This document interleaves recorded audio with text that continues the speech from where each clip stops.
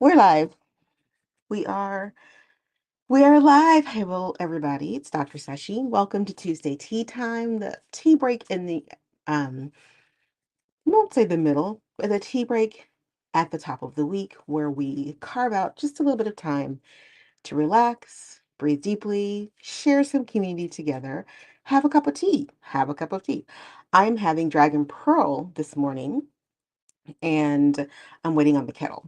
So if you're new here, if you catch the replay, this is our Tuesday tea break where we just give ourselves permission to chit chat, have a little conversation, put a barrier up against the drama of the world, the trauma of the world, and allow ourselves to just, take a moment to decompress. So this Tuesday, I thought we would talk about what your favorite books are. So 2025 it's been kind of a year. We're just going to put it like that. Hey, good morning, Cicely. It's good to see you. Yes, you did make it. I am fresh off of, anyway, grading. So I was up half the night making sure all the grades are put in. So I am a sweatshirt, which I've already spilled something on it. Oh well. Sweatshirt, bun type of morning, but I'm excited to be here hanging out for our tea break. Let me take this out of my ear. Good morning, Michelle. Good to see you. So, as I was saying, my thought process when I was thinking about tea break this week is the holidays are coming. Good morning, Wendy. The holidays are coming, and 2025 has been one of those years where the echo chamber, the noise has been particularly loud. And if you didn't catch my last Thursday video yet, you should go check it out because I talk about what's what's next, that it's time to start thinking about the next year, the next 365 days. It's really time to start putting some things in perspective and putting some things into practice and into play. So, to that end, I thought this would be a great tea break to ask you what are your favorite reads? Because, we're doing our Advent calendar where I asked the community to send me their favorite inspiration, motivational quotes, and then I've been opening up one a day for the past, I think we're on day 16. I'll open up the 16th one today. That's so cool. I've been opening up a new one every single day to give the community and everyone who watches but hasn't joined the community yet a chance to have a little blip of inspiration or motivation for the first 25 days of the month of December as we roll into winter. And I found that's been really exciting, number one, to do, but also it's gotten some really good feedback. Like people have really been resonating with some of the quotes. So, number one, thank you to the community of people who sent in quotes and motivational snippets because I couldn't have thought of all these on my own. um, and then number two, you're reaching out and touching people that you haven't even met yet. You don't even know they're out there, but they are definitely taking in the words. So in that vein, oh yeah, the hair is going to go everywhere. In that vein, I thought this would be a great opportunity for us to maybe share some of our most life changing or life altering or just books that have touched us, books where you're like, if I had to tell this person to read a book that I really feel like I love, it would be one of these books. And it doesn't have to be anything deep. It could be though. But I was just thinking about moving into 2026, having an opportunity to share with each other and share with our larger audience, not just words of inspiration during Advent, but also books that could change their life, books that could change their mind. So I've been thinking I'm going to do a series in 2026 called Books That Change Your Life. Because I read a ton. It's the place in my life where I find the most joy and peace is in the pages of a book, whether I'm listening to audiobooks or if I'm actually reading a book. Hang on a minute, we have steam back in a flash. All right, the kettle is kettling. I had the big cup this morning. It's been a very cold couple of days, and though it's starting to warm up nicely, well, as nice as it can be for this time of year, I'm still kind of chilly. So hang on. Let me get my tea steeping. Like I said, it's Dragon Pearl Jasmine this morning. So, oh, let's see. We've got folks that I think I've said hi to everyone. Wendy and Michelle, y'all are talking to each other. The quotes have been so fun. Cranberry smoothie. Ooh, and a butter coffee. Butter coffee. I don't think I've ever heard of butter coffee. You're going to have to elaborate on that one. I don't like coffee though, so I probably won't try it. However, I'll be having a smoothie when we're done. So, all right. So, as I was saying, I was thinking about this. I got into my bookshelf last night, the one I keep in my bedroom, and started just pulling down what I was thinking. Like, if I were to do a book a month, just to talk about, like one book a month, just talking about the impact and the significance of this book and why I think it's really impressively important for women to read it. I was thinking I'm going to mine my community again because I know that you all have books that you have read over the years that you probably either keep on your shelf now because even if you don't read it, even if you don't um uh dig it out every every other day, you still have it on your shelf because it means something to you, because it's important and you want it to be around in either a physical form or an audio form. So I'm just wondering, what are some books that you have loved that you feel like really helped you in your world? And again, it could be fiction or nonfiction, because some of the best books uh in the world that are the most life-changing are fictional stories that just pull you in, right? They drop you into a story that's not your own, but it transforms your story. And I love those kinds of books. So whether it's fiction or nonfiction, it's entirely up to you. But I just want to throw that out there so you can start thinking about, what are some of the books that you really just feel like I would read that again, or I read that a couple times a year, or I read that every 5 years. I know I have a friend who reads one book. She has a particular book that she reads every 5 years, like clockwork. She says it's just that impressive. And I have a couple books that I read, if not every year, then every other year. So let me see where we at here. I got conversations happening. My screen wants to go there. If you can, this is one of my favorites. If you change the way you look at things, the things you look at change. Perspective, perspective, perspective. And one of the things I talked about, thank you for that, Michelle. One of the things I talked about Thursday, and I put a snippet out from that podcast, was, it's been 365 days since um, some major shifts happened within the confines of this country. It is time to decide really what is the next step for yourself personally, maybe for your family, maybe for your community. Like, it is now, the hand wringing and teeth gnashing has got to be replaced with, I have the information. Like, we have the information. The information was out there long before the election happened. But now the information is now in action. 365 days is a long time to sit with the consequences of decisions. It is now time to decide what the next set of decisions are going to be. So if you didn't catch Thursday's talk, I would strongly recommend that you go hang out, put it in your ears. I'm all over the place on in terms of putting audio only. So if you don't want to watch the video, if you want to listen to me on the treadmill, as you're walking along, as you're having something to eat or drink, put me in your ear. I'm on Audible and Amazon and Spotify, and I'm not on Apple yet because for some reason Apple and I are not talking to each other. It's just crazy. It's just crazy. Anyway, but one of the things I said is, if you haven't start cutting out those people, remember those toxic people in the past 365, now why are we still holding on to them? Like, why are we still allowing them to speak ill into our world? We got to stop doing that. So if you haven't had a chance to listen to it, definitely get a chance to listen to it. Let's see. I walked yesterday for 11 minutes. Girl, listen, 26 series is too cold to be walking anywhere. That's what they make treadmills and gyms for. I love walking outside, don't get me wrong. And if given um, my choice, I would take a bike ride. Like, I love riding bikes. I would trail ride and just ride through parks. But it can be cold. I am team boycott winter. Team boycott winter over here. Never going to be team love winter. Definitely team boycott winter. Nope. No, no. Ooh, okay. So, Wrapped in Rainbows by Valerie Boyd. It was the biography of Zora Neale Hurston. Reminds me to, yes.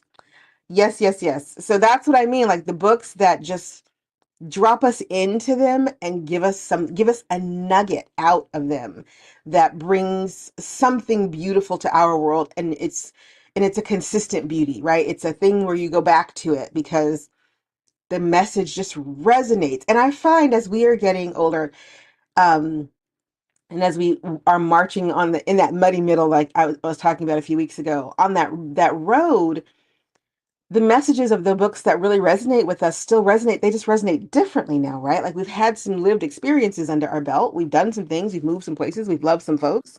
And now we have perspective in a different way. And so revisiting those books is a challenge sometimes to see if they still resonate, because you think, oh, this is going to feel the same, and then it doesn't. Because there are a couple books that I read this past year that I was hardcore loving and recommending to everybody. I recommended them to my clients. Then I read them again in the past year or two, and I'm just like, this doesn't hit for me anymore. It may still hit for the people that I recommended it to. And at the time that I was really loving the books, because there's probably two of them, I was very deeply in a place where those books really spoke to me and they helped me get through. And then they just don't anymore. They don't resonate the same way because I'm different. As Michelle just said, if you change the way you look at things, the things you look at change. Well, time changes the way we look at things. The passage of time, the mere act of living every year, right? Getting more perspective, hopefully getting more perspective every year brings a new way of seeing the world. So yeah, so we're going to be talking about some books. I'm in a book club on Sundays. We talk about different books that we're reading, but I do want to walk into 2026 with the knowledge that we have reached the end of the first year of what has been what it feels like 10 years in one, right? But we've reached the end of year one, and we lived the year one under the thumb of surviving and trying to just see where the land was going to lay. We can't live year two the same way. It is debilitating, it is exhausting, and it steals our joy. It leeches hope, and it didn't take it from us immediately, but slowly it has begun to leach hope out of people that anything can be different. And I'll tell you a little bit why, and then I'm going to get off it because this is not the zone for this. But part of the problem that people don't seem to remember is that history tells us real revolution doesn't happen with one thing here and one thing there and one thing there, right? Real revolution is usually years in the making. And for a lot of people, the thought was that we're going to do something and it's going to have this huge blowing out impact. There are a lot of drips happening on the stones, but they are drips that need time to turn into floods. And because they're just drips and it's hard to see the flood coming, people are tired. And so the joy and the hope that propels countries and nations to make changes feels so far away, or feels like it's diminishing, because people don't realize you just got to keep dripping.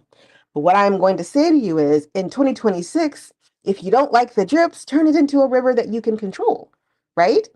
We have sat in the dripping, and we've watched the drips have some impact here and some impact there. If you want bigger impacts, it's time to make bigger choices. If you want bigger things to happen, it's time to make bigger explosive movements. But it's also time to remember that those big moments are made up of those little drips. And we got to keep dripping. You got to keep remembering that things take time and people are tired. So 2026 is all about how we stop being tired, and we replenish the joy that allows us to keep on dripping. Because when you stop feeling like there's hope at the end of a tunnel, you're gonna stop dripping. You're gonna stop dripping your light, dripping your love, dripping your efforts, dripping your money, dripping your time, right? When we stop believing that there's hope, that that light coming towards us is not just a train gonna barrel us over, then we can't give anymore. Well, I'm here to tell you that I'm not asking you to give anymore. I'm asking you to come into yourself and remind yourself who you were before this moment brought us here. And ask yourself, do I want to return to that woman, or is it time to embrace a different woman? Is it time to become a woman who looks very different than she did 365 days ago? When for a lot of people, the rug got pulled out. The world is changing all over the place, right? Countries and nations are doing all kinds of things, but they're not all changing the same. And protecting who you were may not actually be what you need to be doing right now. Maybe it's figuring out who you are now that you've had 365 days to live this reality. Maybe it's time to figure out what's the different reality that I intend to cultivate and then protect as if it were my small child, right? And that's where books that we love is going to come in. That's where we can dig out some of the books that have helped guide us at various points in our life and will help us go through the next phase of our life. They're going to help us find our North Star through what have been some dark days, right? Some dark times. Y'all are talking and I'm not paying attention. I'm sorry. Um let's see. Whoa, hang on. Made me question my life choices. I didn't have listen. I tell people there was a point in time when I lived in Missouri before I came back to this Midwest where I had to buy fleece lined jeans. Like it was so cold. So we haven't gotten to that point yet, but I definitely can tell after being away from hard winter for a while, I'm not a fan. We're gonna get into the 50s today, not today. Maybe by like Thursday, we're gonna be into the 50s. I'm excited about this. Very, very, very excited. Michelle, we're all tired of being tired, right? Like enough of the tired, enough of feeling like this never ending weight. Like I am not Sisyphus. I refuse to push this freaking boulder up the hill anymore. I'm just not doing it. Not doing it. Can't make me not doing it. But we're going to have to carve our own, right? Like we're going to have to say our boundaries are going to get harder in 2026. They're going to get much more rigid. And I think that's not a bad thing as long as the boundaries are protecting something and not deliberately hurting something, right? Right. Rule number 1, it is a marathon, not a sprint. And after 365 days, we can look around and go, okay, where are we in the marathon? Right? Where are we in the marathon? What do we need to cultivate now so that the marathon can continue at a pace that allows us to breathe, release, and live? And take back our sanity and take back our joy because I'm refusing to give that up. Confession, I do not enjoy the holidays, but I force myself to have fun and enjoy little things. I wore a tutu. You did. I wish I had that picture that I could drop into the chat. I saw, if you haven't had a chance to, Cicely's channel is Garden Living with Cicely on YouTube, and she is in the coolest tutu. I think I told her on the phone the other night. I love the tutu because it has been a very hard December for my family. And so I said to Cicely, thank you so much for reminding me to look for the joy. Look for the joy. My son had a birthday this month, and I have a teenager now, which seems very strange to say out loud. But that was a moment where I looked at the joy, not looked for it. I looked at it because it was right there in front of me in all of his beautiful glory, right? I look at my friends who are out enjoying and doing things to remind myself that the season of the year, when the darkness is longer and the days are shorter, can feel heavy, especially when you're grieving. But there's also a joy to be found in places. So I've got some really great friends. One who's an extraordinarily good artist, and she has been experimenting with a new art form. And so she's been posting her work on her Facebook page. And I love that, right? Because I love art. I'm a huge art lover, huge, huge, huge art lover. Um, Garden Living with Cicely, I say to her, her love of gardens equals my love of museums. Like not just the big museums. So those are great too, but I love art walks and artist shops and studios and music and like I love the form of art in all of its multifaceted ways. So anyway, all that to say, I'm looking for the joy in this season as the days get shorter, the nights get longer. I'm making sure to cultivate that joy because yeah, it's been a hard year. It's been a hard year. So it's been a hard year. Snowflake Tiara, I need pictures. It didn't happen if we don't have pictures. We gotta have pictures. I think tiaras might be part of my 2026. We'll see. I think I even actually have a tiara somewhere. In fact, I know I do because I had one for my 25th birthday and I had one for my 40th birthday. So I know there's a tiara around here somewhere. They might be packed in a box somewhere. But we gotta have pictures. We gotta have pictures.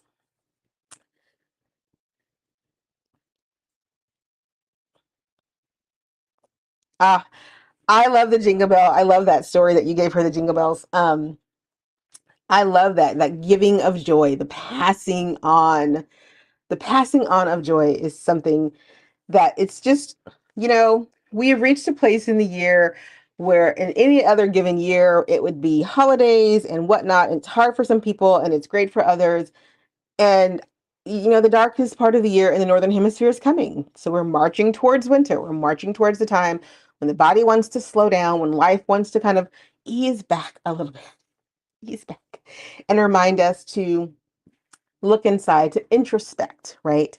And I think this year, especially, I want us to introspect in ways that bring some joy to our introspections and not just, I mean, it's fine to reflect on the things that have happened, but I also find that people like to ruminate on things, and ruminations can be deadly, right? The constant iteration in your head over and over and over again of the problems can be it can be detrimental to our mental and physical health. In fact, I was just reading an article yesterday about ruminations and how the act of ruminating gets shared, and so we tend to find people to help us ruminate about the things that are wrong. But unless somebody comes in or something comes in to say, hey, this is a problem, get granted, like no doubt this is a problem, but how can we turn this problem into something we can solve and not just something we are just talking about? You really can bring down a whole organization if your employees are just ruminating on what's wrong. And I was doing it for an organization, and the organization doesn't understand the lethality of ruminating to its bottom line, to its morale. But that happens in our personal lives too, right? The ruminating it gets easy, especially in winter when we're shutting down and we're insulated, excuse me. It just gets easy to keep in our heads spinning the problem, spinning the people and the problems and the things. We gotta find a way to break that rumination so it doesn't become just who we are, right? Of just part of our shtick. And then our joy just kind of leaches out. Just leaches out because you can't be joyful and ruminate at the same time. You just can't do it. Rumination absolutely breeds stagnation. The more we ruminate on the things that are not going the way we want them to, the less likely we can take action because we don't have energy to take action, because we're not giving ourselves anything to balance that rumination. We have to have something that balances that. And when we don't, it's just hard. So I wanted to say, one book that I wanted to give to as I'm asking y'all to share your books, one book I wanted to give out to the world that I think I read it I would probably say I've been reading this book off and on for good 30 years. I got this book in my 20s, late 20s, probably 20 something years, late 20s. And I have read it off and on, off and on. It doesn't always hit, all of it doesn't always hit. Yeah, it came out in 97, but I didn't get this until sometime in my 20s. Every piece of it doesn't always hit, but a piece of it always resonates. And because of that, I've kept it around. I have two copies on my shelf because I'm always ready to give one away. So I'm potentially going to be sending this copy in the new year to someone. So this is the book, The Four Agreements by Don Miguel Ruiz. And it's a really simple book. It is not long. Like I can get this book read. It's like 100 pages, maybe. I lied. It's 135 pages. 38 pages. 138 pages. 138 pages. It is a quick read, but it is a read that you will take your time with because it is a read that requires you to stop and just think about what was just said before you move on. So 100 pages, that's what I was saying. A book doesn't have to be long to be powerful, right? 100 pages is not a lot. And it's not even small print. Like these are big pages. um, but it's a book that if you can step out of the noise of the world and sit down in a coffee shop or your favorite tea shop or a lovely park bench if it's warm enough and just read this book, I think you'll walk away going, if not all of it, some piece of that's going to stick with me. I don't know which piece yet, but some piece of it's going to stick with me. Before I talk about it anymore, y'all talking again. Oh, holiday necklaces. Listen, y'all are over here having a good time. Go get more coffee. Go get more coffee. I'm still waiting for mine to cool off enough that I can actually drink my tea. So it's called the Four Agreements. Like I said, I'll drop a link to it in the description under this video. It's one of those books where, is this my copy? No, this is not my copy because it's not. There are no highlights in it. I'm a highlighter. I'm a book highlighter. I'm a book highlighter. I'm that person that like pink marker, pink Sharpie. That's me. I'm that girl. Notes in the margin. If it resonates with me and I think about something, I got to put a note in the margin because I'll forget. Listen, I got too much going on. Um, but one of the things that I really like about this book, and the reason that I think I read it every year, is this book came to me when I was knee deep in the transitions of my late 20s, trying to figure out what was next for my life, not sure, knowing unequivocally that the life that I saw around me that everyone else was living is just the one that I didn't want, but not knowing how to say no to that in a way that really felt like no. Like, no, I don't want to do this. Um, and so when I read the book, at the time, I knew the book would be important to me, but I wasn't able to implement the things in the book that I felt would make my life look the way I wanted it to. It it took some time to realize that the woman that I needed to become wasn't in the place that I was. I mean, I was in my mid 20s, and let's be real, nobody knows jack squat in their mid 20s. We just don't. But sometimes at various points in our decades, this little kernel starts to form. And I believe that when the kernel keeps coming, you got to pay attention to it. So in my mid 20s, I was like, I need to get a job and, potentially get married, or early 20s, get married and get a job and start that whole, Midwest family thing. And I didn't want that, but I didn't know how to not want that because everyone around me was doing kind of these things. And then I got the opportunity to go do something else. And then all of a sudden, I had the opportunity to fall into something else. And I kept falling forward, but still not quite sure what that forward falling was supposed to look like or why I even felt the need to fall forward. Because let's be realistic, some of the life that we live, the very comfortable life that we live, is supported by the structures around us to keep us comfortable so that we are who we need to be for society to keep going. And when you want to step out of that a little bit, when you want to be a little different as we get older and we start doing things that people call midlife crisis, but we know we're just finally saying yes to us as opposed to no to us, then the support structures start to fall away a little bit, right? Well, on my journey of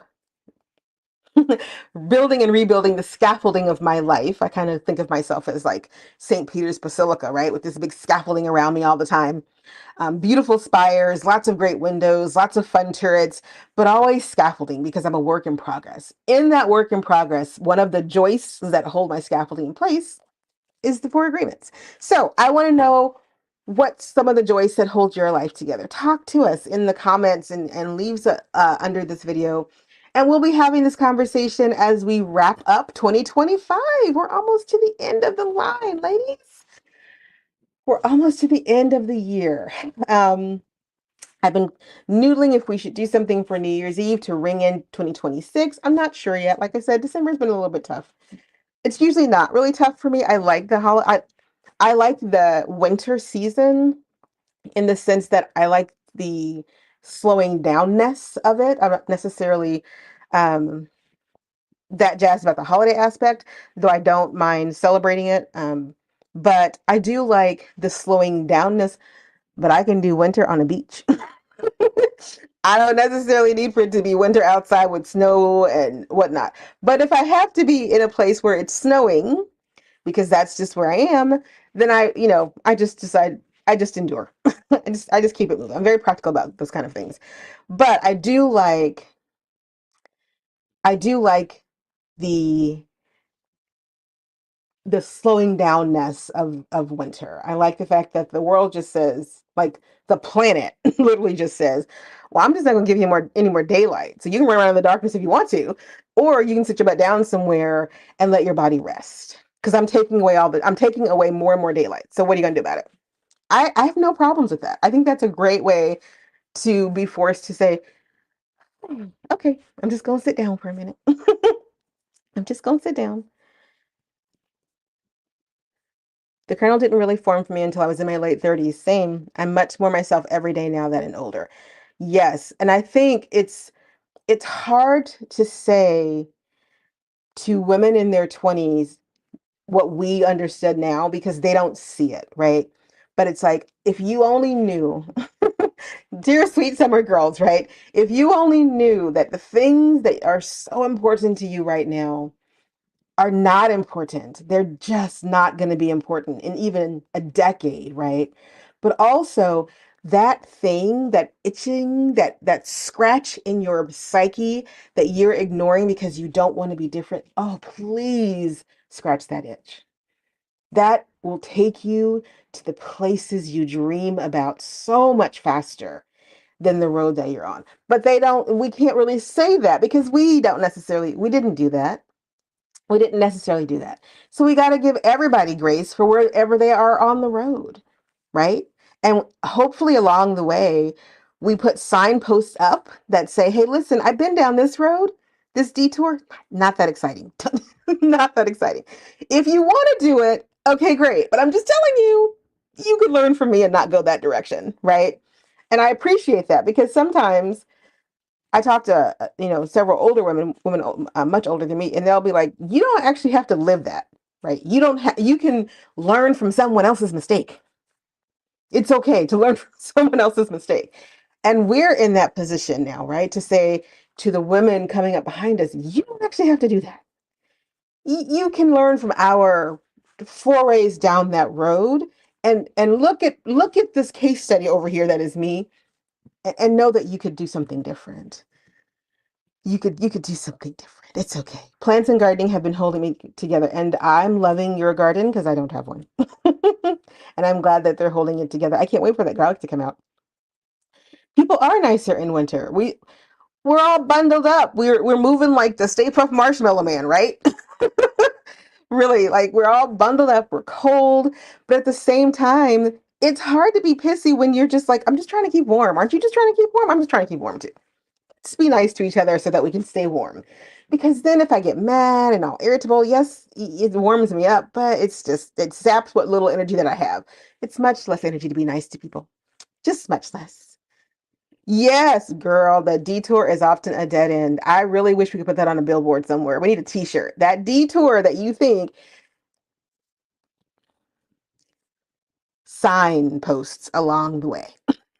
Signposts along the way. Signposts for the ladies coming up behind to say, "Listen, I know you think you love him, but let me just say, finish your education. I know you really want to do X." Funny story, and then I'm gonna let y'all go because y'all know I'll be talking and y'all be letting me talk. When I Before I left the Midwest, I had a conversation. Actually, where I wasn't. I was out of the Midwest. I was in Washington State, and I had just had a graduating class finish up. They'd earned their degree, and sometimes I keep in touch with um, some students, over the years. But this particular year, my classes had graduated, and the next, I think it was like 6 months later, one of my students reached out, and she was like, "Oh, I'm getting married. I'm gonna be selling insurance." All this stuff was happening for her, and so she wanted to chit chat. And I said, "Great." She was probably, I don't know, 25, 20, 22, no, maybe 22, 23. So we're talking and we're chatting, and I am watching this beautiful curly red hair, sweet girl talk about this life of becoming an insurance adjuster or something along those lines. And she was going to marry this boy. And she was going to, she's really into roller derby. So she's on a roller derby team. And that was her one thing that she loved to do. She absolutely loved it. But the roller derby girl and the girl I was talking to seemed very different. There was like a disconnect. So I asked her, are you having any fun with this yet? Like, you graduated from college. I was there at your graduation because I was one of your professors. You graduated from college, you got the degree, and you're going to go become an insurance adjuster? Like, you're 23. Who becomes an insurance adjuster at 23? Is the money that good? Like, am I crazy? Because I knew this girl. Like, I knew this wild curly haired girl who did roller derbies on the weekends and was like elbow throwing and knee pad wearing, and like she was this complete different person in the rink. And when she was my student and she came to my office, she was so full of ideas and possibilities. This girl talking to me about insurance adjusting and getting married and popping out babies, I was like, what is happening here?